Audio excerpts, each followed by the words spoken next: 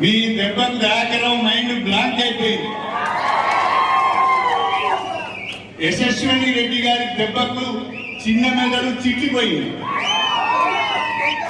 ఏం మాట్లాడుతున్నాడో అర్థం కావడం లేదు. ఏం మాట్లాడుతున్నాడో అర్థం కావడం లేదు. అంతకుముందే సరిగా మాట్లాడరాదు. ఇక ఇప్పుడు ఈ దెబ్బలకు, ఝాన్సీ కొట్టిన దెబ్బకు, యశస్విని రెడ్డి కొట్టిన దెబ్బకు ఏం మాట్లాడాలో బిత్తిరి బిత్తిరి మాట్లాడుతున్నాడు. అంత అయోమయంగా మాట్లాడుతున్నాడు. అందుకనే పాలకుర్తి ప్రజలకు, కాంగ్రెస్ పార్టీ కార్యకర్తలకు మీరు ఇచ్చిన తీర్పుకు, మీ అందరి కష్టానికి శిరస్సు వచ్చి నమస్కారం చేస్తున్నారని చెప్పి మేమైతే ఊహించలే. ఆ ఓటమి మామూలు ఓటమా?